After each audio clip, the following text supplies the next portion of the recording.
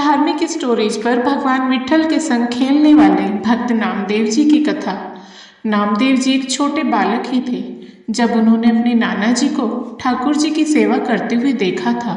जब भी नामदेव जी के नाना अपने ठाकुर जी की सेवा करते तो नामदेव जी उन्हें बहुत ध्यानपूर्वक देखते रहते। वह बाहर आकर फिर किसी पत्थर की वैसे ही सेवा करके सुख प्राप्त करते। नामदेव जी अपने नाना से हट करते कि अपने ठाकुर जी की सेवा मुझे दे दीजिए, मैं वैसे ही सेवा सीख गया हूँ जैसे आप करते हैं। उनके नाना कहते, जब आप बड़े हो जाएंगे तो मैं आपको सेवा दे दूंगा। एक बार नाना जी को कुछ दिन के लिए बाहर जाना था तो उन्होंने ठाकुर जी की सेवा नामदेव जी को दे दी। उन्होंने नामदेव जी से कहा, पहले ठाकुर जी को दूध पिलाना और भोग लगाना, तत्पश्चात ही स्वयं भोजन ग्रहण करना। नामदेव जी के हर्ष का ठिकाना न रहा। नामदेव जी ने ठाकुर जी के लिए मेहनत करके बहुत ही स्वादिष्ट दूध बनाया और ठाकुर जी के सामने रख दिया। नामदेव जी का प्रयास देखकर ठाकुर जी मुस्कुरा दिए। यह देखकर नामदेव जी भी खुश हो गए। आज तक नाना जी को भी ये मुस्कुराहट नहीं मिली थी। नामदेव जी सोचते रहे कि शायद मैं सामने खड़ा हूँ इसलिए ठाकुर जी दूध नहीं पी रहे हैं तो मैं यहाँ से हट जाता हूँ। और नामदेव जी वहाँ से हट गए तथा मंदिर का पर्दा लगा दिया। उन्होंने कुछ समय पश्चात पर्दा हटाकर देखा तो अभी भी ठाकुर जी ने दूध नहीं पिया था। वो विकल थे कि यदि ठाकुर जी ने दूध नहीं पिया तो नाना जी मेरी सेवा बंद कर देंगे। उन्होंने ठाकुर जी से कहा कि मैं नया पुजारी हूँ, यदि मुझसे कोई गलती हुई है तो मुझे बता दीजिए। यदि आपको दूध नहीं पसंद और कुछ और भोग लगाना है तो वो भी बता दीजिए। दूध अभी भी वैसे ही पड़ा था। सुबह से शाम हो गई, ठाकुर जी ने उस दिन उनका दूध नहीं पिया। अगला दिन हुआ, फिर भोग लगाया, ठाकुर जी ने इस दिन भी दूध नहीं पिया। नामदेव जी ने भी दोनों दिन कुछ नहीं खाया। उन्हें यह डर था कि उनकी सेवा उनसे छीन ली जाएगी। तीसरा दिन हुआ, उन्हें नींद नहीं आई। उन्होंने दूध बनाया और इस बार दृढ़ता के साथ ठाकुर जी के पास एक छुरी लेकर गए और बोले, ठाकुर जी दूध पियो, नहीं तो मैं अपना गला काट लूँगा। उन्होंने स्वयं पर छुरी से प्रहार किया। ठाकुर जी यह सब देख नहीं पाए और उनके सामने प्रकट हो गए और नामदेव जी का हाथ पकड़ लिया। ठाकुर जी ने कटोरा उठाया और दूध पीने लग गए। नामदेव जी ने कटोरा पकड़ लिया और बोला, पूरा नहीं पीना है, मैंने भी 3 दिन से कुछ नहीं खाया, मुझे भी प्रसाद चाहिए। नाना जी वापस आए तो उन्होंने उन्हें बताया कि ठाकुर जी ने पहले 2 दिन तो दूध नहीं पिया, लेकिन तीसरे दिन उन्होंने अच्छे से दूध पी लिया। नाना जी ने सोचा, दूध पिया, सचमुच दूध पिया। उन्होंने कहा, मैं देखना चाहता हूँ। नामदेव जी अपने नाना के साथ छुरी लेकर ठाकुर जी के पास गए और बोले, ठाकुर जी दूध पियो, मुझे झूठा साबित मत करना। ठाकुर जी आए और उन्होंने दूध पिया। नामदेव जी की कृपा से उनके नाना जी को भी भगवान का साक्षात्कार हो गया। भगवान भक्तों के भोलेपन पर आसानी से रीझ जाते हैं। एक बार की बात है, नामदेव जी गोरा कुम्हार जी के यहाँ बैठे हुए थे। बड़े बड़े महापुरुष भी वहाँ थे। मुक्ताबाई जी भी वहाँ थी। उन्होंने गोरा जी से कहा, काका इन मटकियों में से कौन सी मटकी कच्ची है, मैं अभी बताती हूँ। बड़े बड़े संत वहाँ बैठे थे, सब मुस्कुरा दिए। उन्होंने नामदेव जी के सर पर मारा। जैसे एक कुम्हार मटकी को ठोक कर देखता है कि वो कच्ची है या पक्की। तो उन्होंने कहा, हटिए, ये क्या कर रही हैं आप?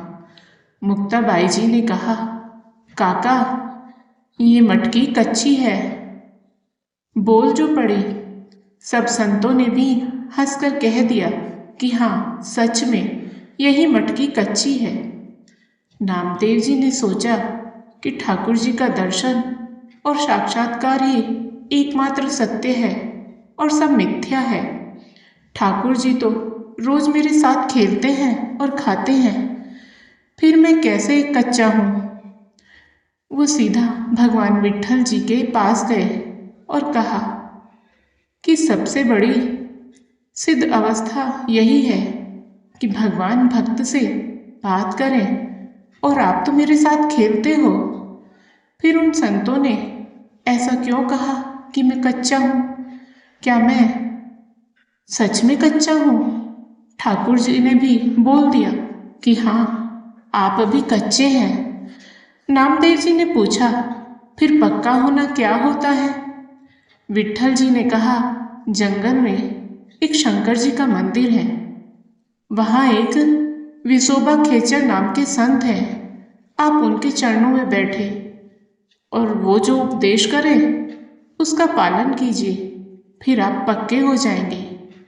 नामदेव जी भगवान विट्ठल के कहने पर विसोबा खेचर जी के पास गए।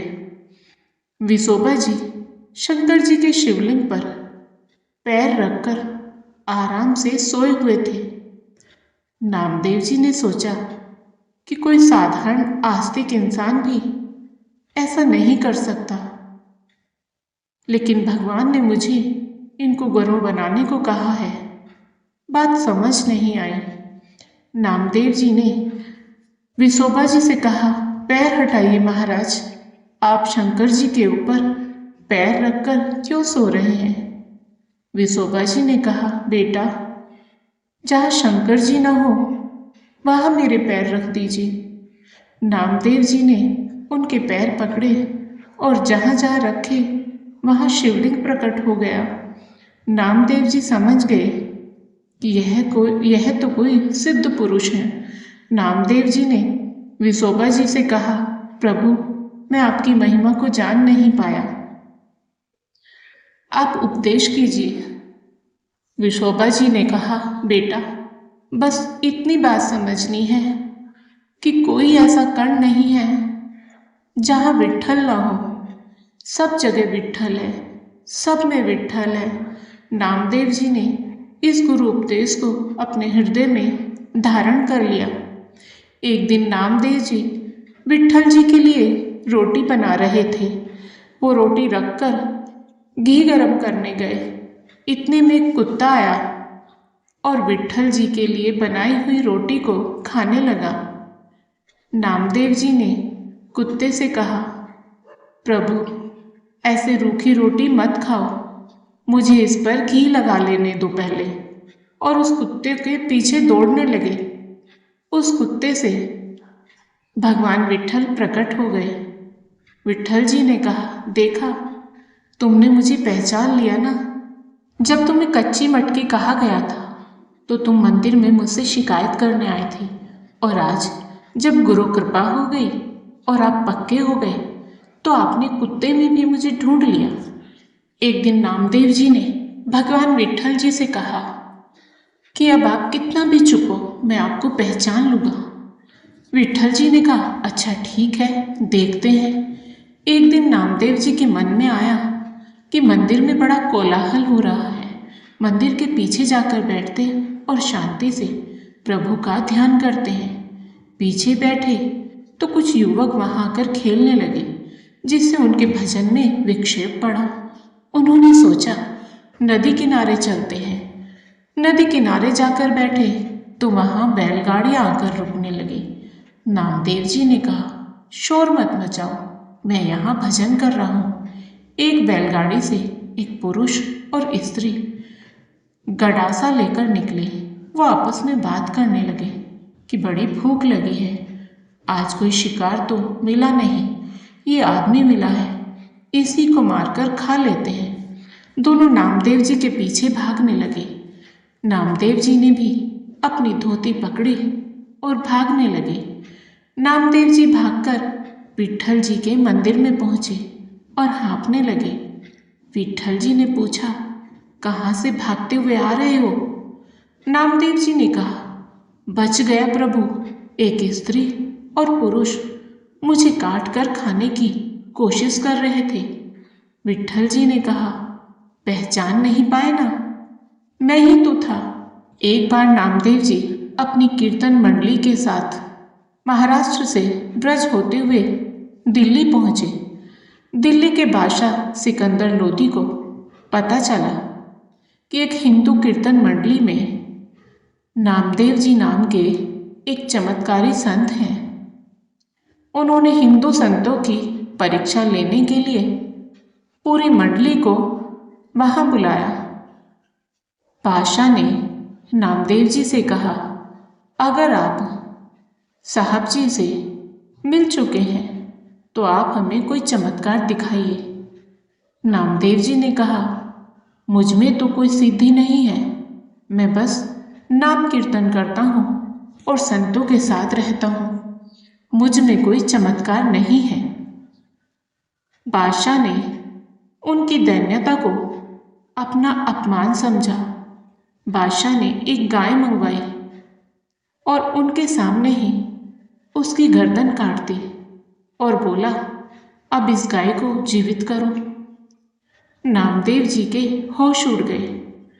नामदेव जी ने प्रभु से प्रार्थना की कि अपनी मर्यादा रखने के लिए गाय को जिंदा कर दीजिए। मेरे में कोई सामर्थ्य नहीं है, मेरी आयु इस गाय को दे दीजिए। आप सर्व समर्थ हैं, ये आपके भक्तों की परीक्षा लेने के लिए यह सब कर रहे हैं। जैसे ही उन्होंने यह प्रार्थना करके गाय को छुआ, उसकी गर्दन जुड़ गई और गाय उठकर बैठ गई। बादशाह ने नामदेव जी के चरण पकड़ लिए और बोला, आप कुछ भी मांग लीजिए। नामदेव ने मना किया, लेकिन बादशाह ने जबरदस्ती एक रत्नों से जड़ा पलंग अपने सेवकों के साथ उनके लिए भेज दिया। कीमती पलंग के साथ उसकी रक्षा करने के लिए सैनिक भी आए। भजन में विक्षेप न पड़े, इसलिए नामदेव जी ने पलंग नदी में फेंक दिया। राजा को जब यह पता चला तो उसने इसे अपना अपमान समझा और पुनः नामदेव जी को मिलने के लिए बुलाया। नामदेव जी ने उन्हें कहा, वो पलंग मेरे भजन में बाधा पहुंचाता, इसलिए मैंने फेंक दिया। राजा ने कहा, मुझे वैसे ही पलंग की आवश्यकता है। अगर आपने पलंग नदी में न फेंका होता तो मैं उसकी नाप लेकर नया पलंग बनवा सकता था। नामदेव जी समझ गए कि यह एक और परीक्षा आ गई है। नामदेव जी राजा को नदी के पास लेकर गए और नदी में से उसी पलंग जैसे 20 पलंग निकालकर उनके सामने रख दिए। नामदेव जी ने कहा, हमारे प्रभु की इस सृष्टि में किसी चीज की कमी नहीं है। बादशाह समझ गया कि इन हिंदू भक्तों में कुछ विशेष चमत्कार जरूर है। नामदेव जी एक दिन ठाकुर जी के दर्शन करने गए। उन्होंने सोचा, मंदिर में बहुत भीड़ है और पादुका बहुत मुश्किल से मिली है।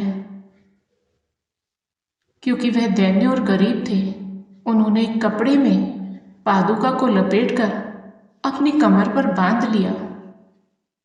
निराले होते हैं भगवान के भक्त, उनको बादशाह से कुछ नहीं चाहिए था, लेकिन वो अपनी पादुका से आसक्त हो गए। महापुरुषों की लीला ठाकुर जी ही जाने। वो प्रभु के सामने जाकर नाचने लगे।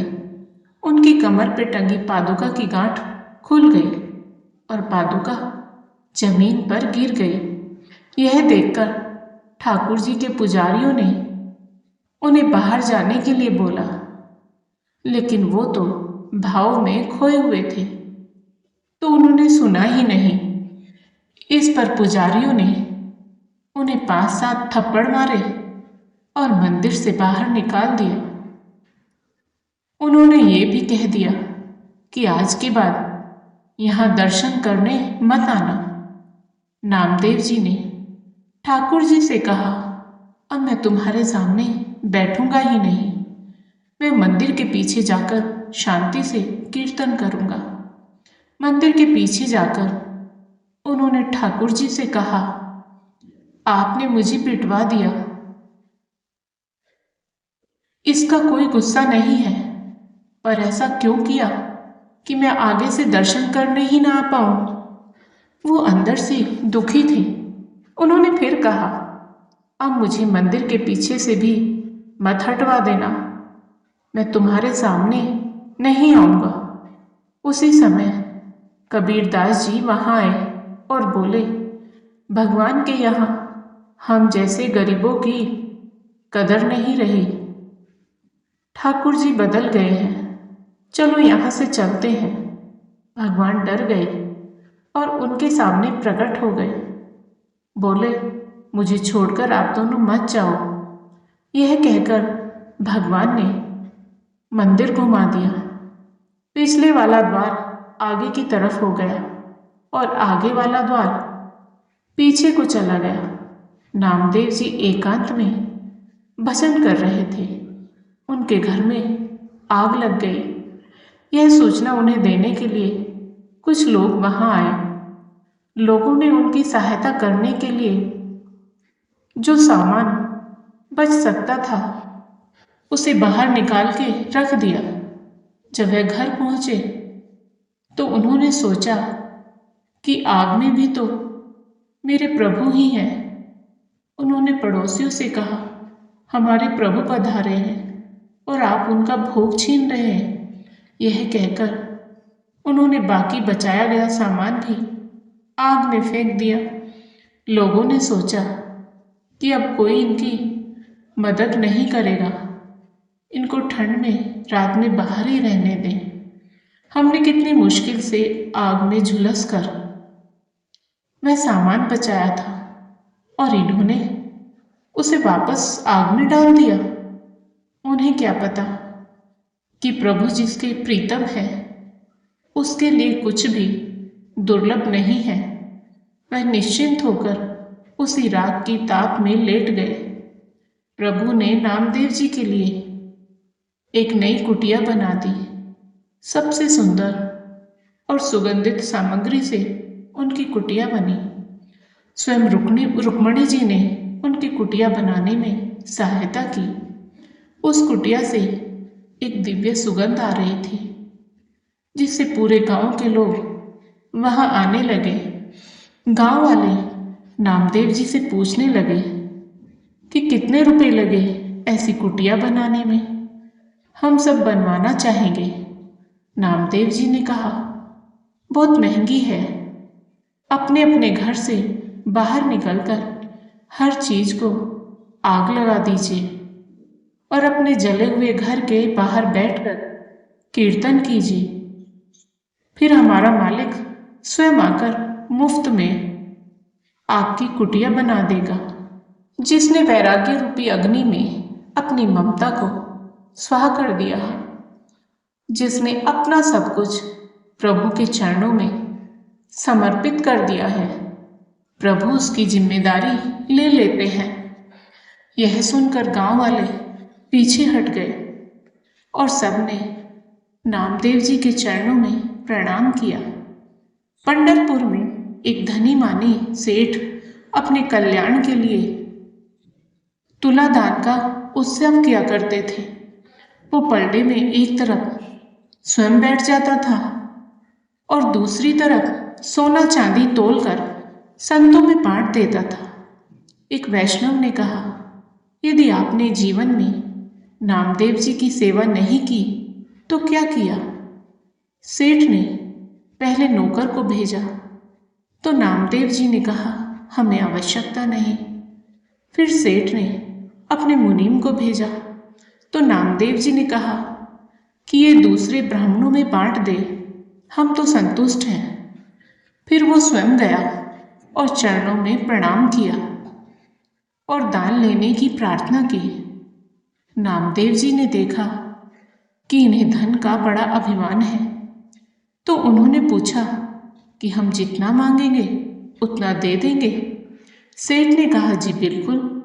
नामदेव जी अपने साथ एक तुलसी का पत्ता लेकर गए। उन्होंने तुलसी के पत्ते पर राम का आधा नाम रा लिख दिया। लिख के कहा, मुझे बस इतने वजन का सोना दे दो।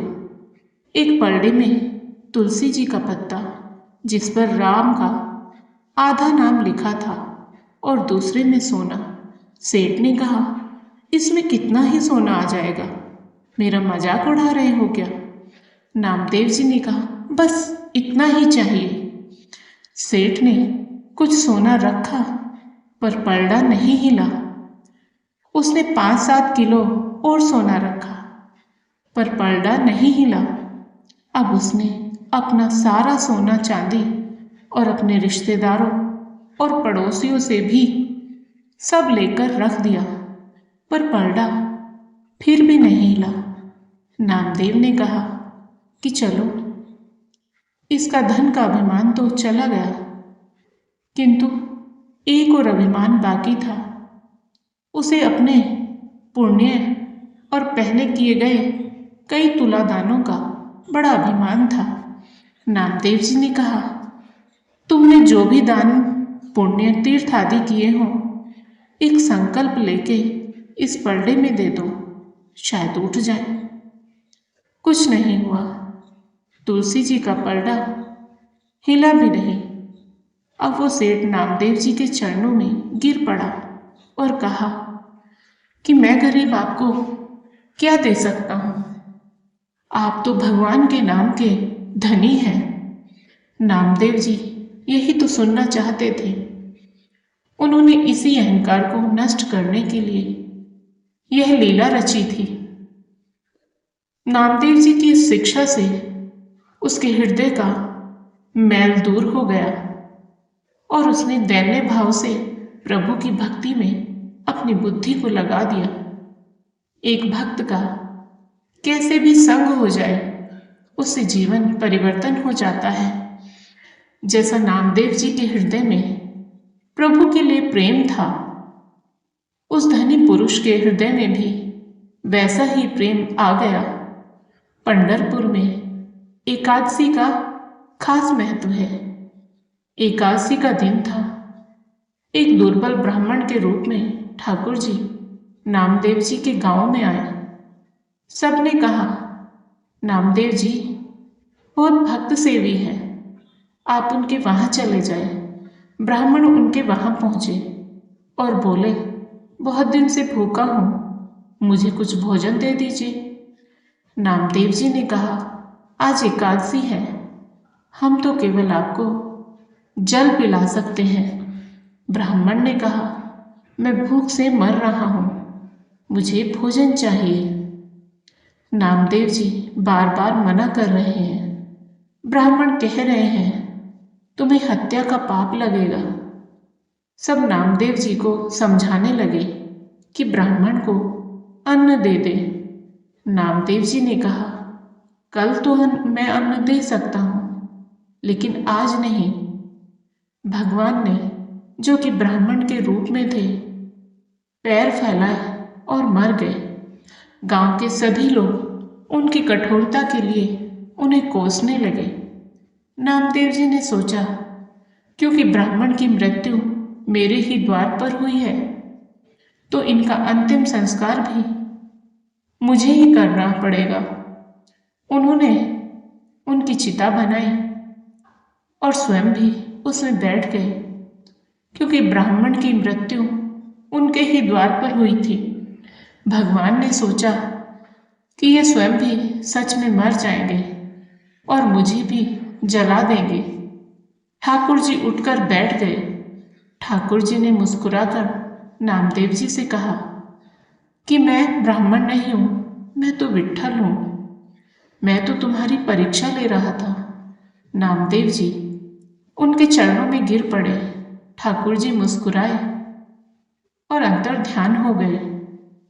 ठाकुर जी के प्यारे भक्तों, यदि आपको आज की कथा पसंद आई हो तो कमेंट में विट्ठल भगवान की जय लिखें। आपकी प्रत्येक मनोकामना पूर्ण होगी। साथ ही वीडियो को लाइक शेयर करके चैनल को सब्सक्राइब करें। बेल आइकन को प्रेस करके ऑल बटन पर क्लिक करें ताकि आप सभी को कहानियों की नोटिफिकेशन प्राप्त होती रहे। राधे राधे। हरे कृष्णा प्यारे भक्तों।